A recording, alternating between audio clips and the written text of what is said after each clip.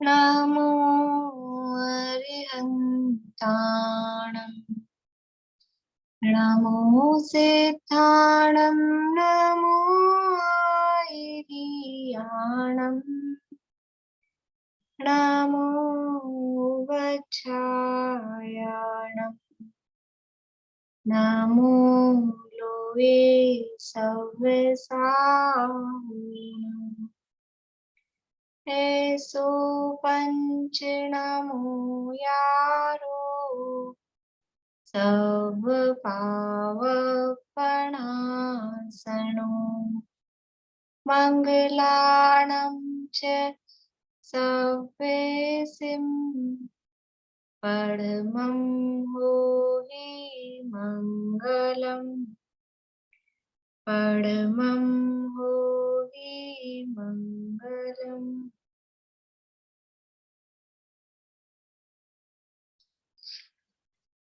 Jain basic class के अंतर्गत आज हमें चर्चा करनी है। यद्यपि आज अक्षय तृतीया पर्व है और उसके संबंध में लेकिन सामान्य रूप से सबको पता ही है, इसलिए विशेष चर्चा उसके बारे में मैंने की नहीं है। हमें आज चर्चा करनी है 4 अनुयोग के संबंध में।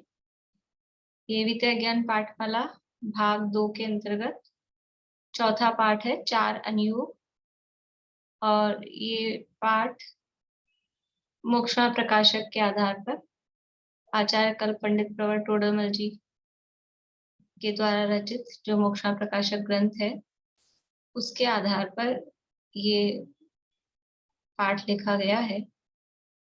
सबसे पहले पंडित टोडरमल जी का परिचय यहाँ दिया है। जितने भी लोग अभी यहाँ क्लास में हैं, मैं नहीं समझती हूँ कि टोडरमल जी से वो अपरिचित हों। टोडरमल जी से हम सब परिचित ही हैं। मोक्षमा प्रकाशक अभी अभी हमने पूर्ण किया है। फिर भी जो कुछ लोग अगर बाद में सुनेंगे या फिर कभी सुनेंगे तो टोडरमल जी से जिनको परिचय नहीं हो उसके लिए अपन ये टोडरमल जी का परिचय वो यहाँ पर देखते हैं। देखिए, अगर आप लोगों के पास पुस्तक है तो ठीक है, नहीं तो यहाँ मैंने शेयर किया है। आचार्य कल्प पंडित टोडरमल जी व्यक्तित्व एवं कर्तृत्व। आचार्य कल्प पंडित टोडरमल जी के पिता श्री जोगीदास जी खंडेलवाड़ दिगंबर जैन गोदिका गोत्रस्थ थे और माँ थी रंभाबाई। यानी टोडरमल जी के पिताजी का नाम जोगीदास और माँ का नाम रंभाबाई था, और वो खंडेलवाल दिगंबर जैन थे। अलग अलग जातियां हैं जैनों में भी, खंडेलवाल, परवाल, पोरवाल, अग्रवाल, इस तरह से। तो खंडेलवाल दिगंबर जैन थे और गोदिका उनका गोत्र था। वे विवाहित थे, यानी उनकी शादी हुई थी। उनके 2 पुत्र थे, हरिश्चंद्र और गुमानी राम, और एक पुत्री भी थी, उसका उल्लेख नहीं मिलता है ज्यादा। लेकिन अभी दादा के प्रवचनों में भी, दादा के प्रवचन चल रहे थे वैसे पूर्ण चिट्ठी में, तो उसमें उन्होंने कहा, बताया कि उनके 2 पुत्र और एक पुत्री भी थी टोडरमल जी साहब के। यानी वे गृहस्थ थे, हम जैसे ही थे, कोई त्यागी व्रती ब्रह्मचारी मुनि ऐसे नहीं थे, गृहस्थ थे, शादीशुदा थे, उनके पुत्र भी थे। गुमानी राम महान प्रतिभाशाली और उनके समान ही क्रांतिकारी थे। जैसे वो प्रतिभाशाली थे टोडरमल जी साहब, और उन्होंने क्रांति का मतलब है, क्रांतिकारी का नाम सुनते अपने को लगता है कोई उग्रवादी हो, कि आतंकवादी हो, कि लड़ाई झगड़ा करने वाला हो। क्रांति का मतलब होता है परिवर्तन। वो जो कोई रूढ़ियां चल रही हो उसमें जो चेंज ला सके, चेंज करना चाहता है, उसको बोलते हैं क्रांतिकारी। जिन्होंने परिवर्तन किया, क्रांति यानी परिवर्तन। तो वो भी समाज में जो व्याप्त बुराइयां थी, टोडरमल जी ने भी उनके खिलाफ लिखा, बोला, उसमें सुधार लाने का प्रयास किया। ऐसे ही गुमानी राम जी भी इसी तरह उनके समान क्रांतिकारी थे। यद्यपि पंडित जी का अधिकांश जीवन जयपुर में ही बीता, किंतु उन्हें अपनी आजीविका के लिए कुछ समय सिंघाड़ा अवश्य रहना पड़ा था। वे वहां दिल्ली के एक साहूकार के यहाँ कार्य करते थे। यानी टोडरमल जी की जो आर्थिक स्थिति थी, कोई बहुत ज्यादा संपन्न हो ऐसा नहीं था। उनको भी अपनी आजीविका के लिए पूरा समय देना पड़ता था और इतना ही नहीं, जयपुर में उनकी आजीविका नहीं बनी, नहीं जमी, तो उनको जयपुर से दूर कहीं सिंघाड़ा नाम की जगह पर वहां जाकर और साहूकार के यहाँ मुनीमी का काम, मुनीम होते थे जो लेखा जोखा रखते हैं, मुनीमी का काम उनको करना पड़ा था। और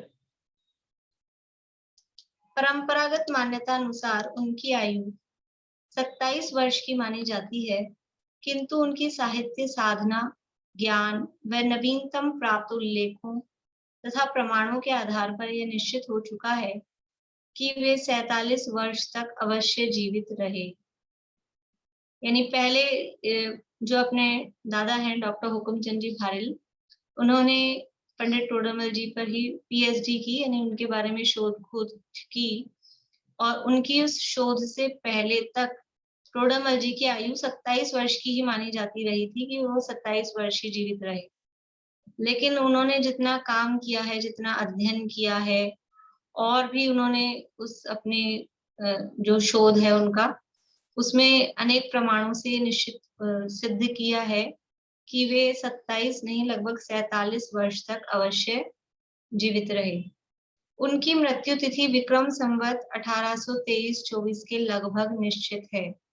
यानी जन्म कब हुआ, जन्म की तिथि पता नहीं है, लेकिन उनकी मृत्यु की तिथि का थोड़ा आइडिया है कि विक्रम संवत 1823-24 के लगभग। अभी चल रहा है विक्रम संवत 2020 और यह है 1823-24 की बात। तब उनकी मृत्यु होना निश्चित है। तो अगर वो 47 वर्ष जीवित रहे तो उससे पीछे 47 साल जाएंगे, तो उनका जन्म विक्रम संवत 1776-77 में होना चाहिए। ये समझ लीजिए सामान्य सा परिचय है, कोई बिल्कुल भी विशेष नहीं। उनका नाम, उनके पिता का नाम, उनकी माता का नाम, पुत्र का नाम, वो उनका जन्म कब हुआ, उनकी मृत्यु कब हुई, साधारण सी बिल्कुल सामान्य जानकारी उनके बारे में यहाँ पर दी गई है। और सबसे बड़ी जानकारी क्या होती, सबसे असली परिचय किसी भी विद्वान का, किसी भी लेखक का असली परिचय क्या है कि वो नाम से और माता पिता से उससे अपने को क्या समझ में आ रहा है। वो व्यक्ति पहचाना जाता है अपनी कर्तृत्व से, उन्होंने किया क्या। हम अभी टोडरमल जी को कैसे पहचानते हैं कि जोगीदास जी के बेटे, ऐसे कोई जानता है? कि मोक्ष प्रकाशक जिन्होंने लिखा, ऐसे पहचानते हैं। कुंदकुंदाचार्य को कैसे पहचानते हैं? कि समय सार जिन्होंने लिखा। तो अपने कर्तृत्व से पहचाना जाता है व्यक्ति। तो उनका कर्तृत्व यानी उन्होंने क्या, कौन कौन से ग्रंथों की रचनाएं की, वो यहाँ देखिए। उन्होंने अपने जीवन में छोटी बड़ी 12 रचनाएं लिखी, जिनका परिमाण करीब 1 लाख श्लोक प्रमाण है। 1 लाख श्लोक प्रमाण। एक श्लोक होता है नमः श्री वर्धमानाय निर्धूत कलिलात्मने सालोका नाम से लोका नाम यद विद्या दर्पणाय, ऐसा ये एक श्लोक हुआ। और उन्होंने टोटल जितना काम किया है वो उसको मतलब एक श्लोक में 32 अक्षर वो इसी टाइप से माने जाते हैं। तो 1 लाख श्लोक प्रमाण यानी इतने अक्षर, इतनी, आज के जमाने में पहले ऐसे श्लोक प्रमाण से गिनते थे, आजकल पेजेस से गिनते हैं। इन्होंने इतने पेज लिखे। तो सामान्य रूप से एक जो पेज A4 साइज का या जो भी साइज के हिसाब से पेज माने जाते हैं, तो पेजेस के हिसाब से उनके काम को गिना जाता है। पहले ये श्लोक के आधार पर उनके काम को गिना जाता था। तो 1 लाख श्लोक प्रमाण, अभी आगे लिखा है कर 5000 पृष्ठों के करीब, मतलब आधुनिक भाषा में उसको नापा जाए तो 5000 पेजेस उन्होंने लिखे। 1 लाख श्लोक प्रमाण यानी 5000 पेज किसे कहते हैं? हम एक पेज लिखें तो उसमें इतनी मतलब अच्छा से लिख नहीं सकते हैं, 10 बार उसको ठीक करेंगे, काटेंगे पीटेंगे, सही नहीं हुआ, वाक्य सही नहीं हुआ, ये वो। और 5000 पेजेस जिन्होंने लिखे हैं। और उस समय तो लिखने में भी, अभी तो इतना आसानी से ये पेन में हाथ से भी लिखे ना अभी वर्तमान समय में, तो बहुत इजी अपने को साधन है। वो पहले तो वो इंक डुबो के बार बार में वो ऐसे करके लिखना पड़ता था। तो किस तरह से उन्होंने ये सब काम किया है। इनमें कुछ तो लोकप्रिय ग्रंथों की विशाल प्रामाणिक टीकाएं हैं और कुछ हैं स्वतंत्र रचनाएं। वे गद्य और पद्य दोनों रूपों में पाई जाती है। जो उन्होंने लिखे हैं शास्त्र, दो तरह के रचनाएं उनकी हैं। एक तो जो उन्होंने खुद ने लिखा है और दूसरा है कि किसी ग्रंथ की टीका उन्होंने की है। तो उन्होंने टीकाएं भी करी है, यानी जो ग्रंथ तो दूसरे आचार्यों के थे उसकी व्याख्या उन्होंने की है, और स्वतंत्र रूप से खुद ने भी ग्रंथ लिखे हैं, और गद्य में भी और पद्य में भी दोनों तरह से वो ग्रंथ उन्होंने लिखे हैं। देखिए, मोक्षमार्ग प्रकाशक, ये मौलिक मतलब इन्होंने, इनका सेल्फ खुद का है, टीका नहीं है। रहस्यपूर्ण चिट्ठी, ये भी मौलिक है, इनकी सेल्फ है। मोक्षमार्ग प्रकाशक हम अभी कुछ ही दिनों पूर्ण कर चुके हैं, और रहस्यपूर्ण चिट्ठी अभी शाम को अपने इसी समय पे रोज चल रही है। गोमट सार पूजा, ये लिखी उन्होंने, गोमट सार की पूजा, ये भी ज्यादा प्रचलन में नहीं है लेकिन पीडीएफ में मिलती है, मेरे पास में है। घुमट सार की पूजा। समोषण का रचना, समोषण रचना का वर्णन, ये भी इनका खुद का मौलिक है, ये भी शायद छपा हुआ भी नहीं है, हस्तलिखित में ही है। अब ये तो सब हो गए चार, तो इनकी मौलिक, मतलब मौलिक का मतलब खुद ने लिखे हैं, टीका नहीं है। अभी आगे आ रहे हैं टीका ग्रंथ। तो पुरुषार्थ सिद्धि उपाय भाषा टीका, पुरुषार्थ सिद्धि उपाय जो शाम को संजीव जी का चल रहा है, उसकी जो टीका है ये टोडरमल जी साहब की है।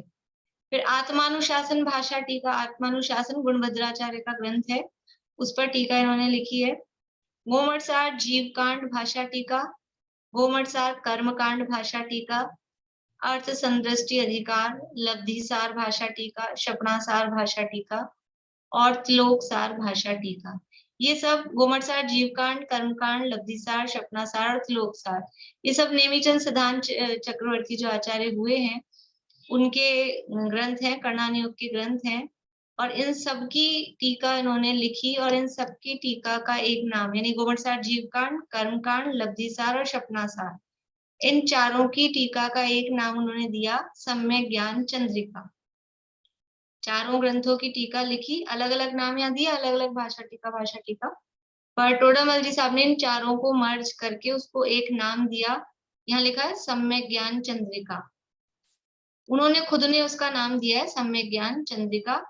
और ये जो अर्थ संदृष्टि अधिकार है, ये गोमटसार, जीवकांड, कर्मकांड, लब्धिसार, क्षपणासार में जो गणित संबंधी बातें हैं, जो मैथमेटिक्स उसमें है, जो अलौकिक गणित की बातें हैं, उसको उन्होंने उसमें से हटाकर एक अलग चैप्टर बना दिया ताकि वो कठिनाई कम हो जाए। यानी अब कोई व्यक्ति गोमटसार, जीवकांड पढ़े तो गणित अलग हो गया उसमें से, और बिना गणित का सिंपल जो जीवकांड है वो पढ़ सके, ऐसा उन्होंने किया। और उसमें से जो गणित थी, जो संदृष्टियां, संदृष्टियां का मतलब होता है सिंबल, संदृष्टि का मतलब सिंबल, जैसे कि हम लिखते हैं प्लस, तो हम ऐसा लिखते हैं PLUS, ऐसे लिखते हैं 2+4 लिखना है अपने को, तो हम क्या लिखते हैं प्रशस्ति, 2+4 को कैसे लिखते हैं, 2 लिखा, फिर PLUS, ऐसा प्लस लिखा, फिर 4 ऐसे लिखते हैं।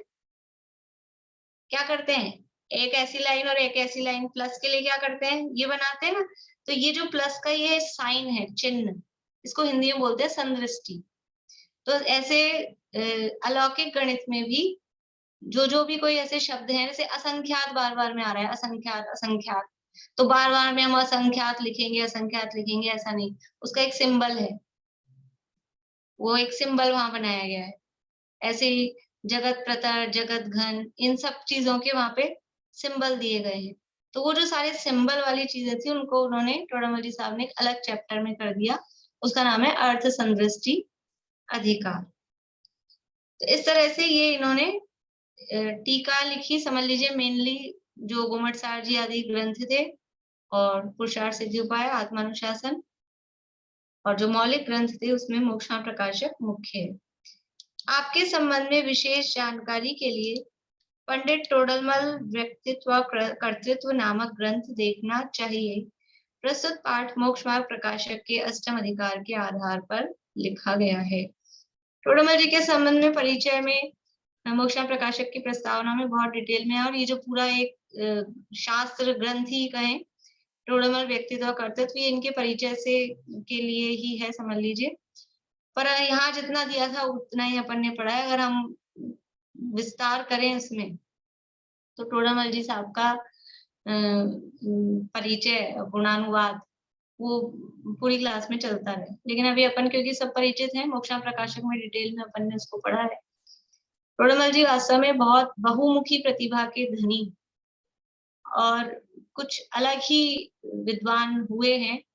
दादा ने उनके लिए ऐसा लिखा है कि प्रतिभाओं का लीक पर चलना बहुत मुश्किल होता है।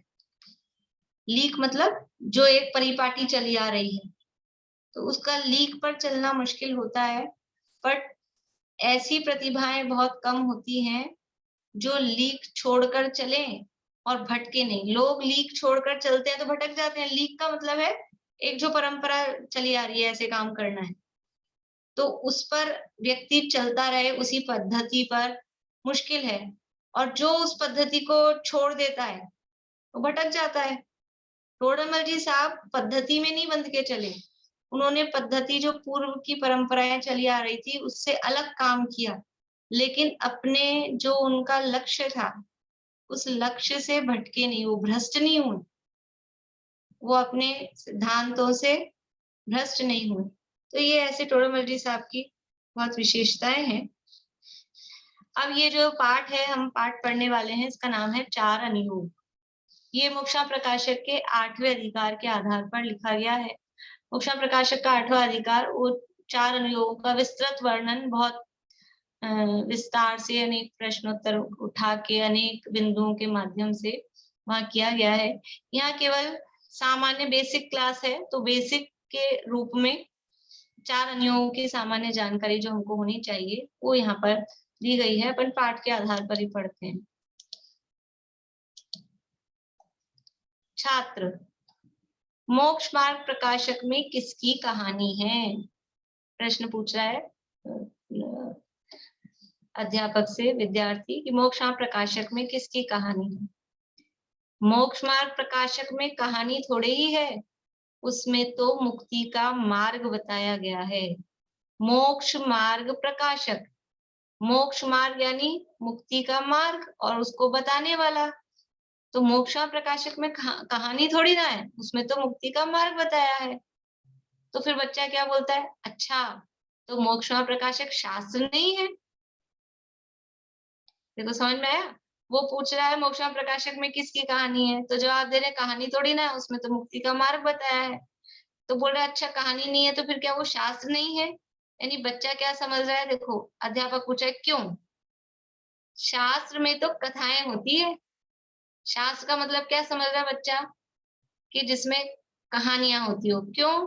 क्योंकि हमारे पिताजी तो कहते थे मंदिर चला करो, वहां शाम को शास्त्र बचता है, उसमें अच्छी अच्छी कहानियां निकलती हैं। अपन बोलते हैं कि नहीं बोलते? मीना चाची आप बोलते हो नहीं कभी पोता पोतियों को कि चलो कहानी सुनाएंगे? हैं? कहते कि नहीं हमारे साथ चलो शास्त्र में, स्वाध्याय में, वहां कहानी। तो बच्चे क्या समझते हैं कि शास्त्र में तो कहानियां होती हैं, जिसमें कहानियां होती है उसको शास्त्र कहते हैं। तो पूछा मोक्ष प्रकाशक, उसने नाम सुन लिया कहीं से, इसमें किसकी कहानी है? इसमें कहानी नहीं है, तो फिर कहानी नहीं है तो शास्त्र नहीं है, क्योंकि हमने तो यही सुना है आज तक कि शास्त्र में कहानियां होती। शास्त्र के नाम पर यही चलता था।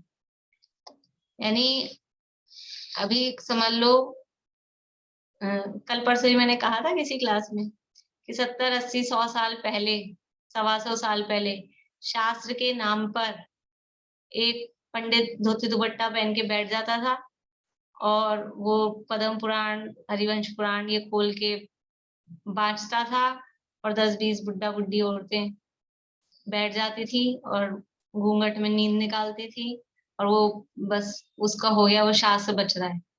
और वो पुराण ग्रंथों का स्वाध्याय, उसी को शास्त्र कहते थे। या फिर जो कोई अपने आप को विद्वान समझते थे तो वो गोमट सार पढ़ते थे। बस ये दो ही चीजें चलती थी। तो शास्त्र स्वाध्याय और शास्त्र पढ़ने का मतलब शास्त्र में क्या होता है कि कहानी, यही समझा जाता था। तो वो बच्चा उसी आधार पे पूछ रहा है कि भी हमने तो शास्त्र में यही सुना था, हमारे पिताजी यही बताते थे। अध्यापक: हाँ हाँ, शास्त्रों में महापुरुषों की कथाएं भी होती हैं। जिन शास्त्रों में महापुरुषों के चरित्रों द्वारा पुण्य पाप के फल का वर्णन होता है और अंत में वीतरागता को हितकर बताया जाता है, उन्हें प्रथमान योग के शास्त्र कहते हैं। देखिए, अब वो बोल रहा है कि शास्त्र में तो कहानियां होती थी, तो फिर टीचर को, अध्यापक को समझ में आएगी। नहीं नहीं, सही बात है, शास्त्र में कहानियां भी होती हैं, लेकिन शास्त्र में अकेली कहानियां ही नहीं होती हैं, कहानियां भी होती हैं। भी होती हैं का मतलब है कि कुछ और भी होता है। जिन शास्त्रों में कहानियां होती हैं, उन शास्त्रों को प्रथमान योग के शास्त्र कहते हैं। मतलब क्या हुआ कि शास्त्र कुछ 2-3-4 टाइप के होते हैं, एक ही प्रकार का शास्त्र नहीं है कि अकेला बस कहानी हो। तो शास्त्र में विषय के आधार पर ये जो अनुयोग है, अनुयोग क्या कहलाते हैं, अनुयोग किसे कहते हैं, देखो अभी आगे आने वाला है कि अलग अलग जो पद्धति है, उस पद्धति के आधार पे शास्त्रों का विभाजन किया गया। यहीं से पढ़ते हैं, फिर आगे बढ़ते हैं, देखो यही पढ़ लेते हैं। जिन शास्त्रों में महापुरुषों के चरित्रों द्वारा पुण्य पाप के फल का वर्णन होता है और अंत में वीतरागता को हितकर बताया जाता है, उन्हें प्रथमान योग के शास्त्र कहते हैं। तो क्या शास्त्र कई प्रकार के होते हैं? अध्यापक: शास्त्र तो जिनवाणी को कहते हैं, उसमें तो वीतरागता का पोषण होता है, उसके कथन करने की विधियां 4 हैं। शास्त्र तो शास्त्र है, और शास्त्र का जो एम है, जो उद्देश्य है, जो उसका लक्षण है, वो एक ही है। क्या है? वीतरागता का पोषण। शास्त्र का लक्षण क्या है? कि वीतरागता के पोषक हो, वही है, तो वो तो एक ही प्रकार का है, लेकिन उसकी कथन करने की विधियां 4 हैं। वो जो कथन करेगा, उसके जो कहने की स्टाइल है, वो स्टाइल 4 प्रकार की है, अलग अलग स्टाइल में बात करता है। तो जो ये शास्त्रों के कथन करने की पद्धति है, उसको अनुयोग कहते हैं। प्रशस्ति याद करना, अनुयोग किसे कहते हैं? शास्त्र के कथन करने की पद्धति को अनुयोग कहते हैं। किसे कहते हैं, बोलोगी? अनुयोग किसे कहते हैं? शास्त्रों के कथन करने की पद्धति को अनुयोग कहते हैं। बहुत बढ़िया। शास्त्रों के कथन करने की पद्धति को अनुयोग कहते हैं। तो ये कथन करने की पद्धति एक नहीं है, अलग अलग पद्धतियां हैं। जैसी पद्धति, जैसी जरूरत होती है, उस आधार पे काम होता है। जैसे देखो, माँ होती है ना, माँ को अलग अलग समय पे वो अलग अलग टाइप की बात करती है। अलग अलग समय पे अलग अलग टाइप, मतलब कि बच्चे को उसको जो सिखाना हो उस हिसाब से बात करती है। कोई एक बच्चा था, दादा ही देते हैं ये उदाहरण, दादा के पूरा मतलब ये 4 अनुयोग पे पूरा प्रवचन चलता था, और दादा हमेशा, यानी जितनी बार करें वैसा का वैसा वो उस प्रवचन को करते थे। तो वो उदाहरण देते थे कि एक बार एक माँ और बेटा जा रहे थे, ठीक है ना, ये प्रीति और प्रशस्ति, और प्रशस्ति में तो लगेगी नहीं, वो उधर लागू नहीं होगी बात। तो रास्ते में बच्चे के पैर में कांटा चुभ गया। कांटा चुभ गया तो बच्चा रोया, चिल्लाया कि माँ मेरे पैर में कांटा लग गया। फिर माँ ने देखा भी मौका है, क्या मौका है कि कुछ सिखा दिया जाए इसको। तो क्या कहा माँ ने कि जो बच्चे अपनी बहन को गाली देते हैं, उनके पैर में कांटा लग जाता है।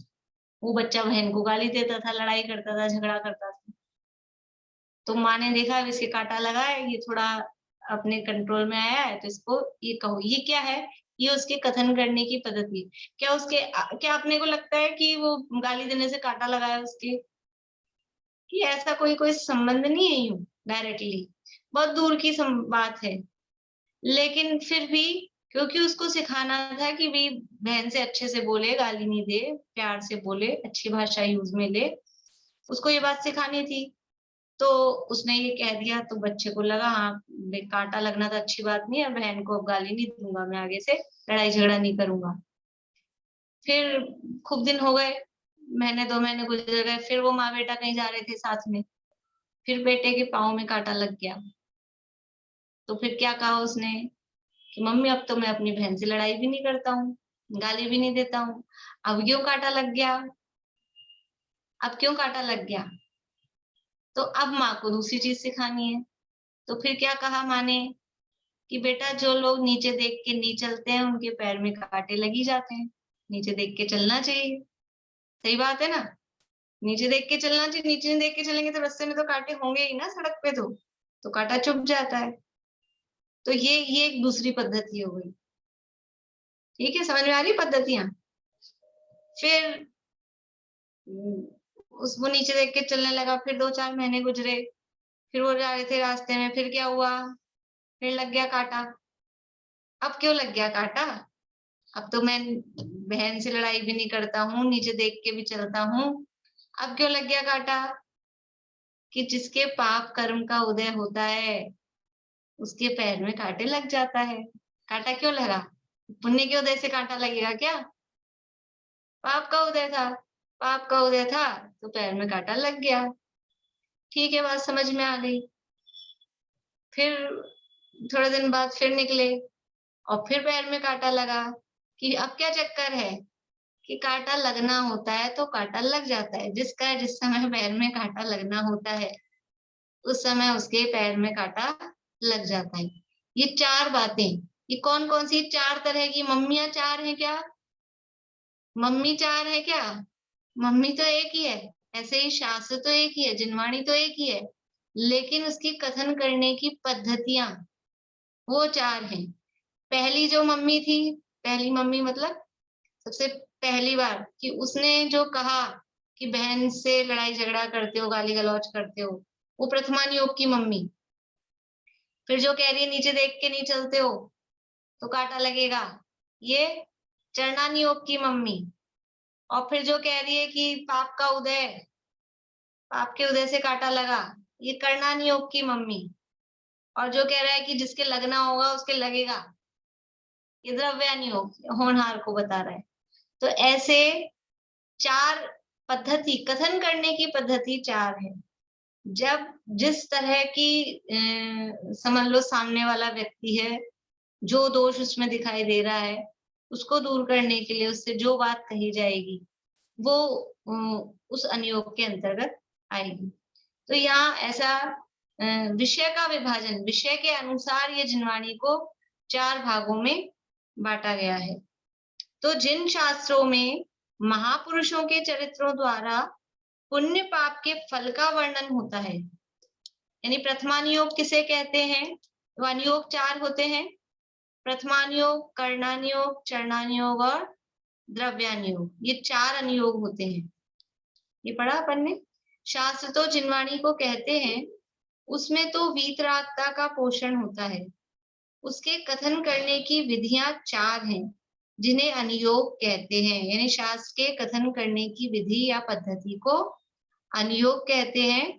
और ये अनुयोग 4 होते हैं, याद है नाम प्रशस्ति, प्रथमानुयोग, कर्णानुयोग, चरणानुयोग और द्रव्यानुयोग। अभी पूछती हूँ थोड़ी देर में। प्रथमानुयोग किसे कहते हैं, ये परिभाषा ऊपर आ गई। जिन शास्त्रों में महापुरुषों के चरित्रों द्वारा पुण्य पाप के फल का वर्णन होता है। देखो,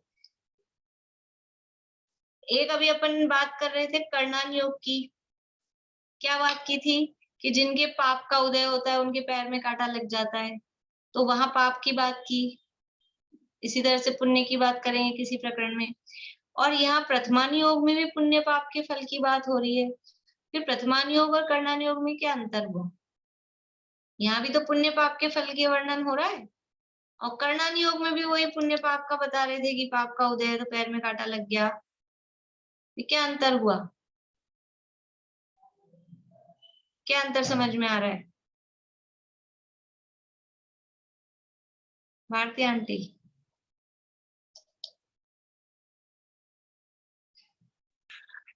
प्रथमानुयोग में तो जैसे कहानी के तौर पे बता रहे हैं, और कर्णानुयोग में उसका सिद्धांत है, जैसे मतलब जो बढ़िया। प्रथमान योग में महापुरुषों के चरित्र द्वारा, उनका चरित्र, उनकी कथा के द्वारा पुण्य पाप के फल का वर्णन किया जा रहा है। और कर्णान योग में तो पुण्य पाप का ही डायरेक्टली, कि ये पुण्य कर्म है, ये पाप कर्म है, और इस तरह से कर्मों की व्यवस्था है। वहां कोई कथा नहीं बताई जाएगी। कर्णान योग में जिन पुण्य पाप का वर्णन है, उसके उदाहरण, उसके समझ लीजिए अपने सामने क्या कहना चाहिए, उदाहरण ही, उनके उदाहरण प्रस्तुत करता है। प्रथमान योग उसके उदाहरण प्रस्तुत करता है कि ऐसा पाप करेंगे तो नरक में जाएंगे, ये कर्णान योग कहेगा। पाप का फल क्या है? नरक। तो उसका उदाहरण प्रथमान योग में पेश किया जाएगा, कि जैसे कि राजा श्रेणिक ने पाप किया, उन राज के गले में मरा हुआ सर्प डाला, तो अब कहाँ गया? नरक। तो प्रथमान योग में उस कथा का वो उदाहरण स्वरूप प्रथमान योग उसको प्रस्तुत करता है। तो जिन शास्त्रों में महापुरुषों के चरित्र द्वारा पुण्य पाप के फल का वर्णन होता है और अंत में वीतरागता को हितकर बताया जाता है, उन्हें प्रथमान योग के शास्त्र कहते हैं। हमें तो आगे ये पैराग्राफ अपने पढ़ लिया, उसके आगे पढ़ते हैं। हमें तो कहानियों वाला शास्त्र ही अच्छा लगता है, उसमें खूब आनंद आता है। अच्छा लगता है कि नहीं कहानियां पढ़ने में? कहानियों वाला शास्त्र बढ़िया लगता है, उसमें मजा आता है। तो अध्यापक कह रहे हैं, भाई शास्त्र की अच्छाई तो वीतरागता रूप धर्म के वर्णन में है, कोरी कहानियों में नहीं। शास्त्र की अच्छाई यानी वास्तव में शास्त्र सच्चा और अच्छा कब है? कि जब उसमें वीतरागता का वर्णन होगा, वीतरागता रूप धर्म का वर्णन होगा। अकेली कहानी हो, जैसे तोता मैना के किस्से हो, एक था राजा एक थी रानी, दोनों मर गए, खत्म कहानी, या तोता मैना के किस्सों जैसी कहानी हो, तो उस कोरी कहानी में कोई अच्छाई नहीं है। देखो दुनिया में भी बच्चों की कहानियां चलती ना, बच्चों के स्कूल में, तो उस कहानी में नीचे होता है मोरल, इस कहानी से हमें क्या शिक्षा मिलती है। बच्चों की किताबों में भी अगर कहानियां होगी तो बिना मोरल के नहीं होगी, ऐसी कहानियां नहीं होगी। बाजार में बच्चों के कहानियों के नाम पे कोई सीडी मिलेंगी, आजकल तब यूट्यूब पे हो गया, उनमें भी सब मोरल बताया जाता है। मोरल का मतलब है कि उसमें कुछ शिक्षा दी जा रही है। तो ऐसे ही जिनवाणी में जो कथाएं हैं वो ऐसे ही नहीं है, कोरी कहानियां नहीं है बस उठाई और कहीं से भी, वो मोरल सहित है। मोरल का मतलब है उसमें वीतरागता रूप धर्म है, तब उसको जिनवाणी में स्थान मिला है। तो शास्त्र की अच्छाई तो वीतरागता रूप धर्म के वर्णन में है, कोरी कहानियों में नहीं। तो फिर ये कथाएं शास्त्रों में लिखी ही क्यों है? जब वीतरागता का ही वर्णन करना है तो कहानियां लिखो ही मत, डायरेक्ट वीतरागता ही बताओ। अध्यापक, तुम ही तो कह रहे थे कि हमारा मन कथाओं में खूब लगता है। बात यही है कि रागी जीवों का मन केवल वैराग्य कथन में लगता नहीं। अतः जिस प्रकार बालक को पतासे के साथ दवा देते हैं, उसी प्रकार तुच्छ बुद्धि जीवों को कथाओं के माध्यम से धर्म में रुचि कराते हैं और अंत में वैराग्य का ही पोषण करते हैं। यानी प्रथमान योग में महापुरुषों के चरित्र का के द्वारा पुण्य पाप के फल का वर्णन होता है। और प्रथमान योग का प्रयोजन क्या है? ये तो प्रथमान योग का समझ लो परिभाषा हुई। प्रथमान योग का प्रयोजन क्या है? कि रागी जीवों का मन केवल वैराग्य कथन में लगता नहीं है। ये प्रथमान योग का प्रयोजन है कि जिस प्रकार बालक को पतासे के साथ दवा देते हैं, उसी प्रकार तुच्छ बुद्धि यानी जिनकी बुद्धि कम है, ऐसे कम मतलब उनको गहरी बातें, बारीक बातें, गणित की बातें वो समझ में नहीं आती, तो तुच्छ बुद्धि जीवों को कथाओं के माध्यम से धर्म में रुचि कराते हैं और अंत में वैराग्य का ही पोषण करते हैं। जिनवाणी में कथाओं को प्रथमान योग को स्थान क्यों मिला? ये उसका प्रयोजन है कि हर तरह के लोग हैं, हर तरह के जीव हैं, सबको एकदम से गणित की बातें, कठिन बातें, एकदम सिद्धांत की बातें हर व्यक्ति को समझ नहीं आती, उसको रुचती नहीं है, पसंद नहीं आती। तो क्या करें कि कहानी के माध्यम से जिन जीवों का मन कथाओं में लगता है, उनको कहानियों के माध्यम से कहानी सुनाएंगे। आओ सुनो सुमे एक कहानी सुनाएं। पहले वो विराग जी की सीढ़ियां थी इस तरह की, देखी होगी आप लोगों ने, कि आओ सुनो एक कहानी सुनाए ऐसे करके, फिर वो कहानी सुनाते थे धर्म की, और फिर अंत में पोषण किसका हो रहा है, बता क्या रहे हैं उस कहानी के माध्यम से, वीतरागता का पोषण। कहानी सुना रहे हैं, लेकिन उस कहानी में किस तरह से पुण्य के फल में क्या हुआ, पाप के फल में क्या हुआ, पुण्य पाप का फल दिखाकर जीव को ये समझ में आए कि पाप बुरा है और पुण्य है वो व्यवहार रूप से वो ठीक है, और वास्तव में जीव का भला जो सच्चा धर्म है, वो सच्चे धर्म से पहले पाप छोड़ के इधर आए एक बार शुभ में, और फिर वो शुभ से भी उसमें अंत में ये भी बताया जाता है, फिर वो मुनि बन गए, फिर वो दीक्षा ले ली और फिर वो मोक्ष चले गए, तो पुण्य पाप दोनों से पार हो गए। ये सब बता के वीतरागता को हित कर, कि ना राग हित रूप है न द्वेष हित रूप है, वीतरागता हितकर है, ये उसमें बताया जाता है। तो प्रथमान योग का प्रयोजन क्या है कि जिस प्रकार बालक को पतासे के साथ दवाई देते हैं, उसी प्रकार अल्प बुद्धि जीवों को कथाओं के माध्यम से वीतरागता का पोषण किया जाता है। क्यों? क्योंकि रागी जीवों का मन एकदम से वैराग्य के कथन में नहीं लगता, उनको ये कहानियां, राग की बातें ही अच्छी लगती है। अच्छा, तो यह बात सही बात, यह बात है, यह पुराण और चरित्र ग्रंथ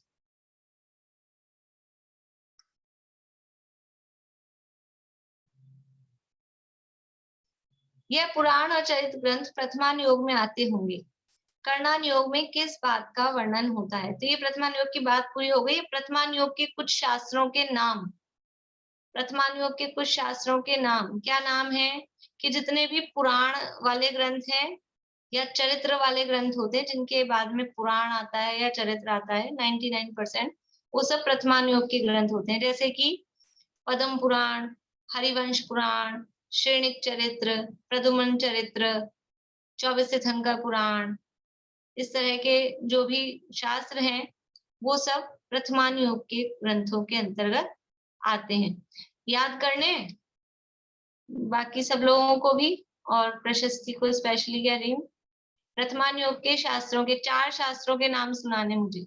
अगली क्लास में आओगी, अगले सैटरडे आओगी तो याद करके आना। प्रथमान योग के 4 शास्त्रों के नाम, पद्म पुराण, हरिवंश पुराण, श्रेणिक चरित्र, प्रद्युम्न चरित्र, श्रीपाल चरित्र, और ठीक है 24 तीर्थंकर पुराण, 5-6 बता दिए, 4 याद रखना, और सब लोगों को भी याद करने हैं।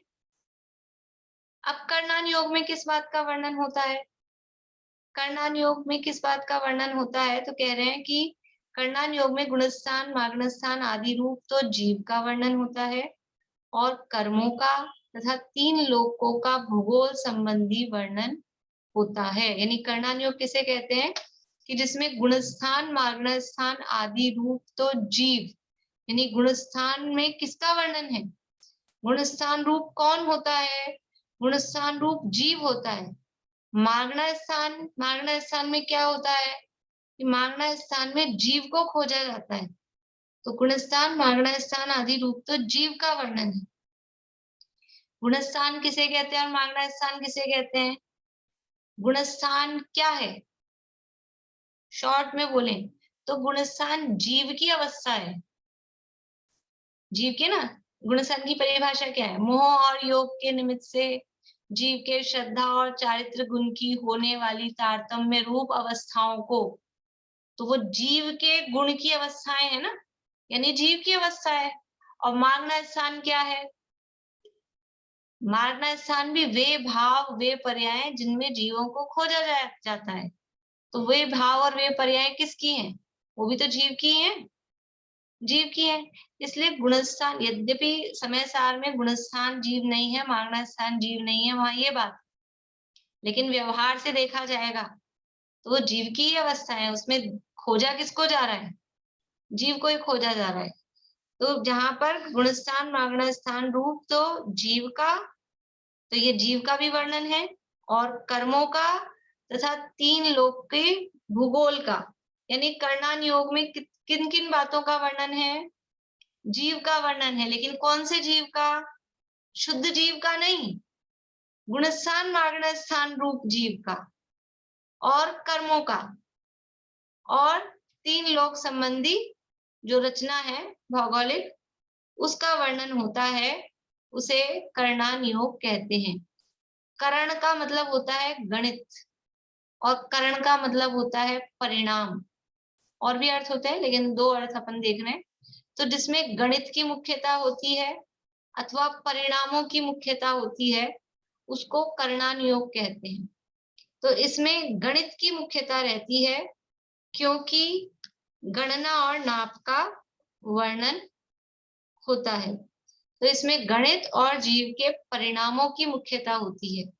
कर्णान योग में गणित के भी अपन ने जो नाम पढ़े थे टोडरमल जी साहब की रचनाओं के, क्या क्या नाम थे, अर्थ संदृष्टि अधिकार, घुमटसार जीव कांड, कर्म कांड। तो ये क्या है, इनमें गणित की मुख्यता है।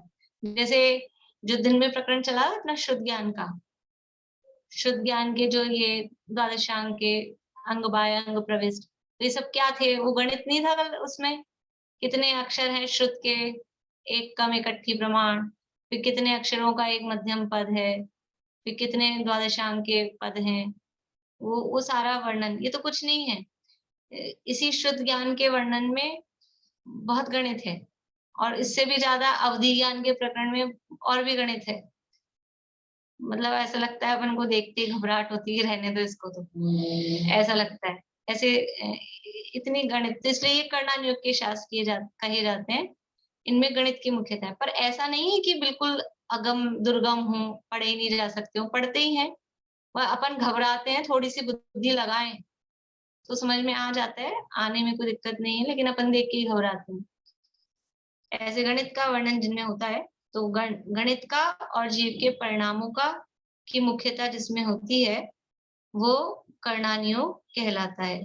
तो छात्र पूछ रहा है ये तो कठिन पड़ता होगा, फिर सही बात है, गणित तो गणित के नाम से ही डर लगता है, ये तो कठिन पड़ता होगा।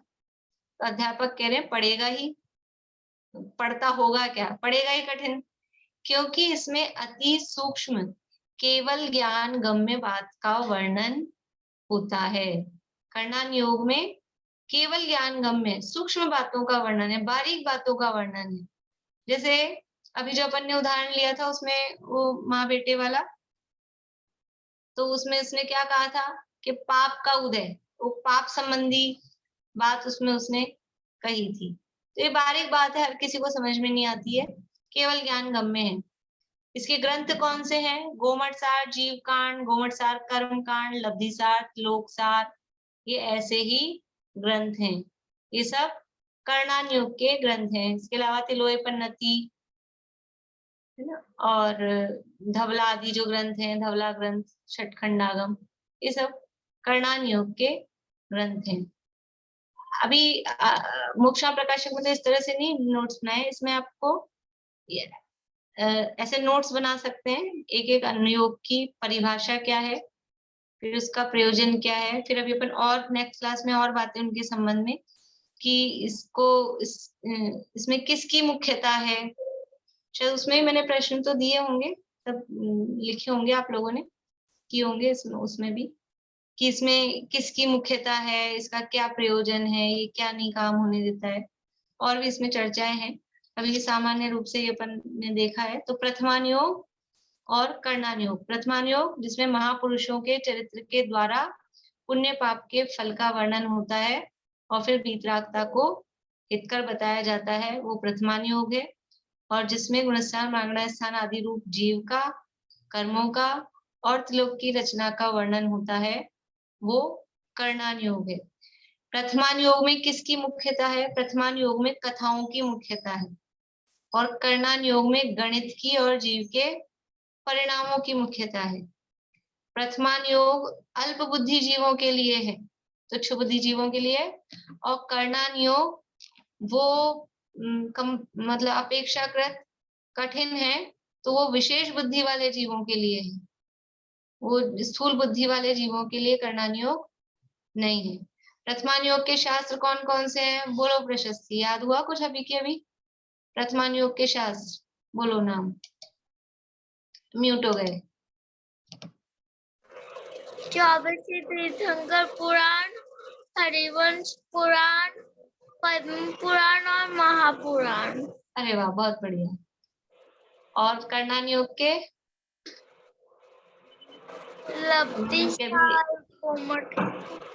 गोमट सार, बढ़िया। देखो छोटे बच्चे के मुंह से भी गोमट सार नाम भी बोल लेना, बहुत बढ़िया बात है। बोलिए भारती आंटी, कर्णान योग के ग्रंथों के नाम।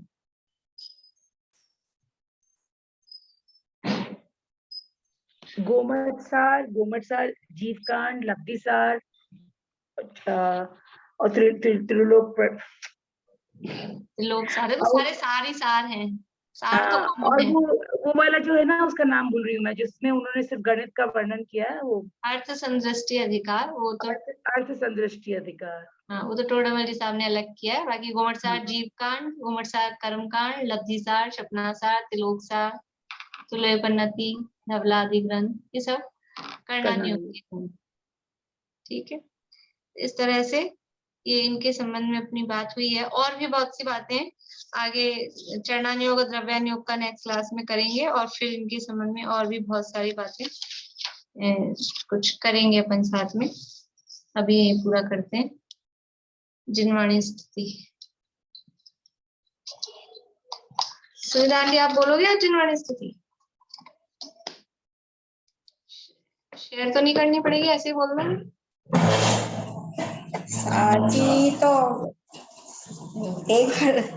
साची तो गंगा ये वीत रागवान, अविछिन्न धारा निधन की कहानी, सप्तभंग चैतरंग क्या में अति ही विमल अगाध ज्ञान पानी, जहाँ नहीं संशय आदि पंख की निशानी, साची तो गंगा रागवानी, अविछिन्न धारा निधन की कहानी, सप्तभंग चैतरंग उछलत सुखदानी, संत चित मराल मंदिर में नित्य ज्ञानी, साची तो गंगा है बीते रागवानी, अविछिन्न धारा निधन की कहानी। नोवान